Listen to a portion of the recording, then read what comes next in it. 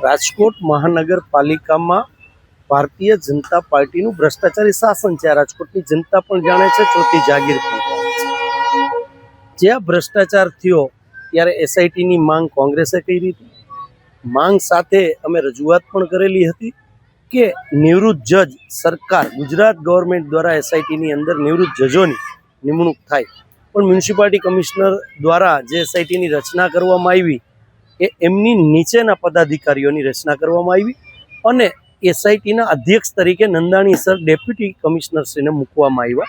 ત્યારે પણ કોંગ્રેસે એગ્રેસિવલી વિરોધ કર્યો હતો, કારણ કે એટલા માટે વિરોધ કર્યો હતો કે કમિશનરની નીચેના જે અધિકારી છે એ જ્યારે તપાસ કરતા હોય ત્યારે આપણે જોઈ શકીએ છીએ કે સંપૂર્ણ તપાસ ન થાય અને જે લોકો જે ઈચ્છી રહ્યા છે, મીડિયા જે ઈચ્છી રહ્યું, વિરોધ પક્ષ જે ઈચ્છી રહ્યો છે કે પ્રજાના ટેક્સના પૈસા કોણ ઓળવી ગયું, પરસેવાના પૈસા કોણ ઓળવી ગયું, એના માટે અમે વિરોધ કર્યો હતો। તો નંદાણી સરને અધ્યક્ષ એસઆઈટીના અધ્યક્ષ તરીકે દૂર કરીને જોશી સાહેબને નિમણૂક કરવામાં આવેલા અને એ જોશી સાહેબની નિમણૂક પછી એવી આશા બંધાણી હતી કે સમગ્ર આ જે બાબત છે એ બાબતની અંદર સંપૂર્ણ તપાસ થશે અને લોકો જે ઈચ્છી રહ્યા છે એ રીતની તપાસ આગળ ચાલશે।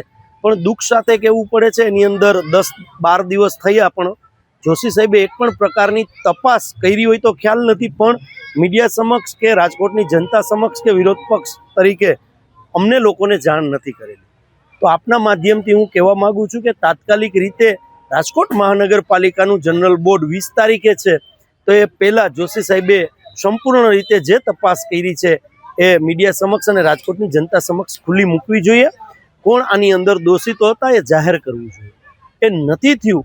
એટલા માટે આજે રાજકોટ શહેર કોંગ્રેસ પ્રમુખ તરીકે મેં ટ્વીટ કર્યું છે કે હજી પણ જોશી સાહેબ આપે કાજુ કતરી કોને આપવી એવો બનાવની રાહ જોઈ રહ્યા છીએ, એટલા માટે તપાસ ક્યાંક ધીમી ચાલી રહી છે। આ રીતનું મેં ટ્વીટ કર્યું છે અને આશા રાખીએ કે આવનારું જનરલ બોર્ડ છે એ પહેલાં જોશી સાહેબને વિનંતી કરીએ અને એમને ભગવાન હિંમત આપે કે એમને જે તપાસની અંદર જે કંઈ નામો આવ્યા છે, અધિકારીઓના આવ્યા હોય કે ચાલુ સત્તા પાર્ટીના ભારતીય જનતા પાર્ટીના સત્તા સ્થાનના લોકોના આવ્યા હોય, તો એ મીડિયા સમક્ષ અને ચોથી જાગીર સમક્ષ ને રાજકોટની જનતા સમક્ષ ખુલ્લા મૂકે।